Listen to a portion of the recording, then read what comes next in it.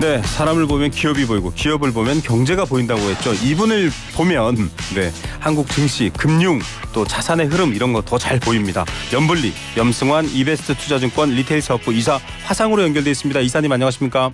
네, 안녕하세요. 네, 자 뉴욕 증시랑 우리 장 요즘 뭐 큰 변화 없는 범위 내에서 왔다 갔다 하는 것 같긴 한데 어떤 상황으로 진행되고 있습니까? 네, 오늘 이제 미국 증시 같은 경우 강보합권에 좀 마감이 됐고 최근에 좀 S&P 500 지수 같은 경우도 한 달 만에 한 8% 정도 오르다 보니까 약간 네. 숨고르기 하고 있다라고 좀 보시면 좋을 것 같고요. 그렇지만 어쨌든 이렇게 올라온 상황에서도 굉장히 견고하다 이렇게 말씀드리고 싶고 예. 오늘 있었던 이슈 중에는 가장 이제 주목할 만한 게 이 윌러 연준 이사가 발언을 했는데 이 사람이 이제 보통 매파 중에 매파라 그래서 예. 굉장히 좀 금리 인상에 항상 좀 적극적으로 나서는 찬성파 쪽인데 네. 말을 바꿨습니다. 이게 무슨 얘기냐면 현재 기준금리가 그러니까 현재 지금 굉장히 높은 이 금리가 결국 그 연준이 의도하고 있는 이제 물가 목표 이게 2%대 정도 되거든요. 네. 이것까지 되돌릴 수 있을 것 같다. 그러니까 지금의 금리 정도면 충분히 우리가 물가 제어할 수 있을 것 같다. 이런 좀 발언을 한 거거든요. 이 예. 얘기는 금리 인상 이제 안 하겠다라는 그런 좀 의견이라고 보시면 좋을 것 같아요. 그러다 보니까 미국의 10년 만기 국채 금리가 한 달 전인가 한 5%까지 맞습니다. 찍었었잖아요. 네. 근데 지금 오늘 4.32까지 떨어져 버렸어요. 네. 그래서 금리가 이 발언으로 인해서 더 하락했다는 게 오늘 증시엔 그래도 약간 이제 긍정적으로 좀 작용을 했고 다만 이제 유가는 오펙 플러스 회의가 내일 좀 있다 보니까 약간 좀 유가는 좀 상승하면서 유가가 좀 올랐다는 건 좀 특징적이었고 그리고 사실 기업도 기업인데 가장 주목해 볼 만한 이슈는 금값이었던 것 같아요. 네. 금값이 지금 6개월 만에 최고치를 경신했는데 보통 물가 떨어지고 인플레 우려가 완화되면 원래 금값이 오르는데 네. 거기다 미국 경기 둔화 얘기도 좀 나오고 있거든요. 예. 그러다 보니까 약간 이제 안전자산인 금으로 약간 사람들의 또 시선이 쏠리고 있는 것도 굉장히 좀 특징적인 부분이었던 것 같습니다. 예. 자, 결국은 좀 시중에 완화라고 하죠. 돈이 좀 풀려서 여러 가지 기회들을 더 열 수 있는 환경이 되느냐의 문제인데 사실 지난주에 이사님께서도 저는 뭐 빠르면 5월 혹은 뭐 그보다 앞당기는 것도 여기저기서 얘기를 들어봤다라고 했습니다. 사실 인하보다는 지금 이 높은 상태가 언제까지 유지되느냐가 관심이잖아요. 근데 오늘 네. 지금 연준의 위원 발언도 그렇고 지금 돌아가는 상황도 그렇고 결국은 이사님이 말씀하신 것처럼 좀 여름 안 되고도 인하라는 좀 방향의 변화가 생길 것인가 궁금해하시는 분들 많을 것 같아요. 네, 그러니까 이제 원래는 내년 하반기거든요. 사실은 이제 네. 대부분 하반기로 많이들 보시는데 지금 분위기로는 일단 시장의 기대감은 하반기보다는 좀 약간 상반기 쪽으로 좀 바뀌어가고 있고요. 아까 말씀드린 그 연준의 굉장히 매파적인 이 연준 이사마저도 네. 기준금리 인상이 사실상 끝났다라는 발언을 했고 거기다 덧붙여서 했던 얘기가 미국 경기가 좀 둔화되는 것 같다. 침체 이런 얘기가 또 나왔군요. 발언, 예. 네. 그 얘기는 뭐냐면 좀 빠른 시일 내에 금리 인하할 수도 있다는 얘기죠. 사실 어떻게 보면. 예.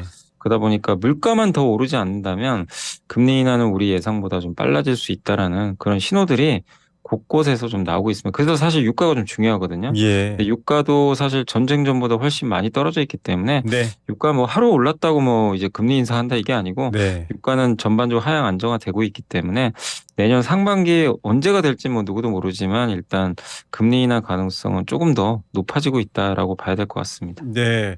경기가 과열될 수 있는 여러 물가라든지 지표 하나만으로 되는 건 아니고요. 앞서 말씀하셨듯이 유가라든지 여러 요건들이 있는데 지금 상황에서는 조금 숨을 좀 고르고 바뀌는 상황이 아닐까 이렇게 예측되고 있습니다. 뭐 시점은 아무도 모릅니다만 가을입니다. 지난주도 그렇고 블랙 프라이데이 관련해서 또 조금 소비자들 관심도 높았고요. PC도 발표되면서 조금 또 여러 가지 관심들이 높였습니다. 이 부분은 지금 소비 관련해서도 그렇고요. 블랙 프라이데이도 그렇고 어떻게 평가들 되고 있습니까? 일단 미국 블랙 프라이데이는 이제 매출이 뭐 역대 그러니까 뭐 온라인 매출 같은 경우 굉장히 이제 역대 최고치라는 뭐 네. 그런 기록을 좀 경신했다고 하는데요.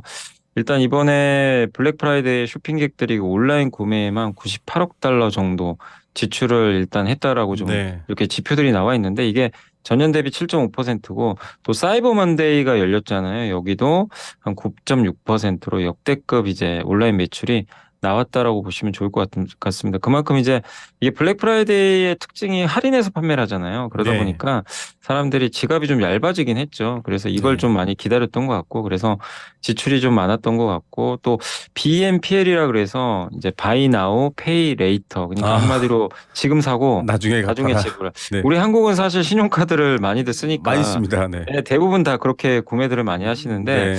미국은 이 비중이 사실 그게 높진 않거든요. 네. 근데 이 BNPL 비중이 이번에 42점, 그러니까 이 매출이 네. 작년 대비해서 42%나 급증을 했다고 합니다. 그러니까 예. 그만큼 사람들이 지금 당장 좀 소비하겠다라는 좀 의지가 있었던 것 같고, 그러다 보니까 이 서비스 제공하는 업체 중에 어퍼몰딩스라는 기업이 있거든요. 네네. 이 기업 주가가 무려 우와. 11%나 올라가는 그런 흐름이 나왔습니다. 그래서 어쨌든 이제 온라인 쇼핑과 관련돼서는 미국은 이번 블랙 프라이데이나 사이버 먼데이에선 여전히 좀 견조한 모습을 일단 좀 보여주고 있다라고 좀 우리가 판단을 해야 될 것 같습니다. 네. 자, 이것도 새로운 걸 많이 배우게 되네요. 자, BNPL. 네. 지금 사고 나중에 지불해라. 뭐 우리는 많이 하는 거지만 일본, 네. 미국은 잘 없습니다. S&P 500 지수도 관심이 높습니다. 뭐 사상 최고치까지 얼마 안 남았다 이런 표현이 나오고 있는데 여기에 관심이 쏠리는 이유도 궁금해요.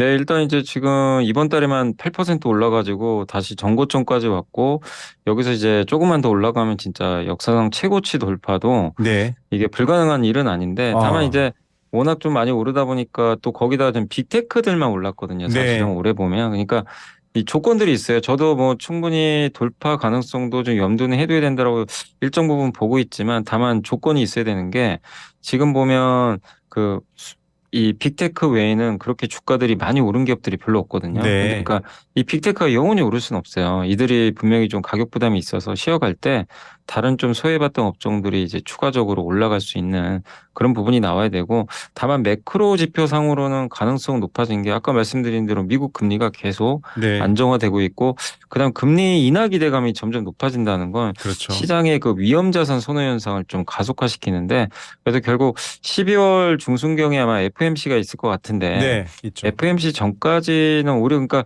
저는 개인적으로 FMC 전에까지는 좀 장이 괜찮을 것 같아요. 그런 기대감들 때문에. 근데 만약에 FMC가 끝나고 나면 오히려 좀 차익 매물이 좀 나오지 않을까. 아. 물론 뭐 FMC에서 실망해서 빠질 수도 있고요. 만약에 네네. 연준에서 의도적으로 지수 누르려고 좀 너무 성급했던 것 같다. 금리 인하 아직 꿈꾸지 마라. 말을 이러고 자주 누를 수도 있고. 바꾸더라고요. 예. 네.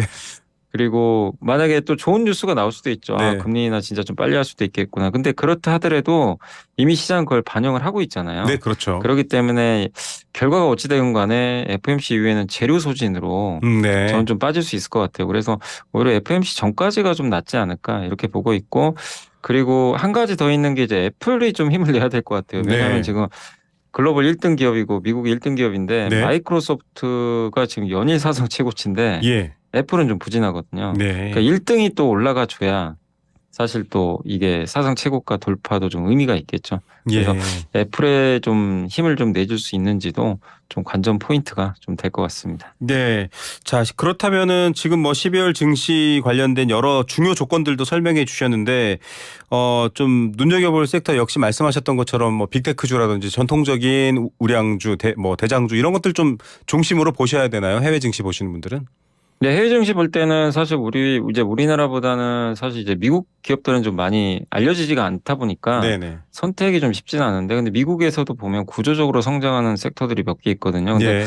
가장 대표적인 거는 우리가 직관적으로 볼 수 있는 건 빅테크인데, 근데 그 빅테크 중에서도 AI를 하는 회사 위주로 좀 보시는 게 좋을 것 같아요. 그러니까 엔비디아 같은 뭐, 네, 네. 근데 이제 너무 올랐으니까 AI 관련돼서도 좀 이렇게 소프트웨어 기업들 있잖아요. 그러니까 네네. 엔비디아는 이제 반도체 쪽이고, 근데 반도체는 우리 한국도 많이 있으니까, 네. 그래서 미국에선 좀 소프트웨어 기업들, 뭐 예를 들면 마이크로소프트가 좀 부담이 된다라면은 AI 관련돼서 뭐 오도비 같은 기업들도 분명히 있을 어도비. 거고, 네, 많이 쓰죠. 예, 네. 굉장히 유명한 기업들이죠. 네. 그래서 뭐 찾아보시면 그런 이제 뭐 UiPath라는 기업도 있고, 그러니까 네. 소프트웨어의 좀 절대적인 좀 강자들이 있거든요. AI를 예. 활용한. 그러니까 그런 기업들이 확실히 계속 좀 이제 AI 시대가 좀 열리고 있잖아요. 그래서 네네. 좀 주도하지 않을까 이렇게 보고 있고, 그리고 미국의 전통 산업 중에선 저는 여전히 그 에너지 산업도 잘 봐야 된다고 보는 에너지. 게, 네. 에너지 신재생 에너지로도 물론 가야 되지만 그 중간다리 역할을 한 게 LNG거든요. 네. 그래서 미국도 지금 LNG 투자를 많이 하니까 뭐 미국의 대표적인 LNG 기업이 셰니어 에너지라고 있거든요. 네. 예, 그러니까 그런 기업들도 여전히 뭐 주가 흐름도 나쁘지 않고 그다음에 계속 LNG 설비 투자를 하고 있으니까 네네. 장기적인 수혜가 예상이 될 것 같아요. 그래서 그런 면에서 좀 구조적으로 미국 안에서도 좀 성장할 수 있는 그런 섹터들을 한번 고르시는 것도 좀 괜찮지 않을까 이렇게 판단을 하고 있습니다. 네. 자, 이런 흐름들을 좀 잘 염두에 두시고 이제 한국 시장을 좀 들여다 봐야 됩니다. 한국 증시의 상황 또 특징주 어떻게 보고 계시는지 좀 말씀해 주세요. 국내 증시가 이제 굉장히 좀 안 좋았다가 최근에 공매도 금지도 이제 됐고 그 네. 후에 이제 주가가 좀 오르면서 코스피 기준으로 2,500까지 지금 올라섰고 지금 코스피가 이번 달에 한 9.5%나 올랐거든요. 네. 그래서 굉장히 좀 탄력적인 그런 모습을 보여주는데 물론 이제 오늘은 조금 쉬어갔어요. 코스피가 약보합 정도, 코스닥은 좀 강세 전환했는데 한마디로 최근 장세의 좀 특징은 이게 금리 부담이 좀 완화되다 보니까 사람들이 굉장히 좀 편안하게 시장에 네. 좀 참여를 하는 것 같아요. 그리고 네. 공매도가 안 나오잖아요. 네네. 그러니까 이제 매물 부담이 좀 많이 없어졌죠. 그래서 네. 굉장히 좀 올라갈 때도 탄력적인 상승이 나와서 시장 분위기는 어느 때보다도 좀 괜찮은 상황인 것 같습니다. 그래서 지수가 막 급등하는 건 아닌데 종목별로는 굉장히 화려하게 수익률 게임이 좀 펼쳐지고 있는. 그러니까 하루는 뭐 AI 관련주 갔다가 오늘은 또 2차 전지가 급등했거든요. 네. 또 하루는 뭐 자율주행 갔다가. 그러니까 매일매일 그러니까 흔히 뭐 이거를 주식시장을 미인대회라고 하는데 미인대예요. 매일매일 미인대회가 바뀌어요. 네. 하루하루. 그러니까 인기 투표란 얘기들 많이 하잖아요. 네네. 이렇게 단기적으로. 그래서 그런 흐름들이 지금 하루하루 이제 바뀌면서 아 오늘은 이쪽 오늘은 저쪽 이렇게 돌아가는 그런 좀 흐름들이 계속해서 좀 나오고 있다. 이렇게 좀 보시면 좋을 것 같습니다. 네, 뭐 공매도 금지를 포함해서 여러 환경들 앞서 또 미국이나 글로벌 증시 상황도 말씀해 주셨기 때문에 조금 기대가 높은 거겠죠. 미인대가 매일 펼쳐질 정도이고 좀 세부 종목 몇 개 여쭤볼게요. 뭐 앞서 말씀하셨다시피 에코프로비엠 같은 것들 지금 굉장히 탄력도 받았지만 두산 로보틱스도 IPO 이후에 좀 뚝 떨어졌다가 지금 굉장히 탄력을 받고 있습니다. 물론 관련 법안 얘기도 나오고 있는데 이렇게까지 관심 받는 이유가 있을까요? 어떻게 분석하십니까? 일단 이제 로봇 산업에 대한 이제 구조적 성장 기대감이고 그리고 아. 전 세계 이 협동 로봇이죠. 협동 로봇은 인간하고 이 로봇이 같은 공간에서 근무를 하는 건데 네. 어떻게 보면 약간 좀 중소형 로봇인데요. 뭐 여러분들 요즘에 보면 저기 뭐 일반적인 프랜차이즈 뭐 서빙. 식당이나 네. 보면 이제 로봇들이 막 서빙도 하고 네네. 심지어는 파스타도 해주고 네. 커피도 다 로봇, 내드려줍니다. 네. 예, 그게 이제 협동 로봇인데 네. 그런 걸 만드는 업체 중에 글로벌 기업 중에 하나거든요. 네. 세계 4위니까. 네. 한국에도 이런 대단한 좀 로봇 기업이 있다는 것도 시장에서 좀 높은 평가를 좀 받고 있는 것 같고 또 지금 주가가 이렇게 계속 좀 오르는 또 이유 중에 하나가 공매도가 금지되다 보니까 네.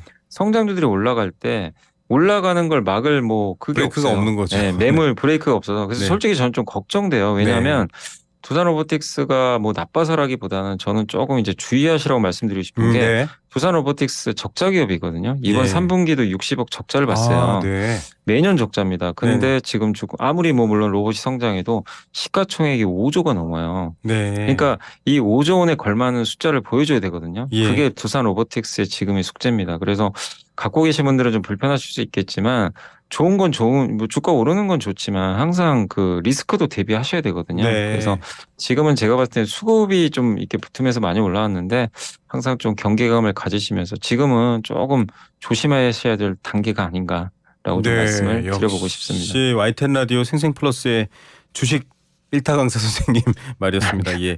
그 미인 대회인데요, 여러분. 화면 효과, 특수 효과 빼고 정말 실력으로 그만큼의 가치를 이뤄낼 수 있는지 그걸 잘 따져봐야 된다라는 얘기 귀담아 들으셔야 되고요. 공매도 없어진 거 좋은 면도 있겠지만 과평가된 주식을 좀 브레이크 잡는 기능이 없기 때문에 또 주의하셔야 된다. 이 얘기도 귀담아 들으셔야 될 것 같고요.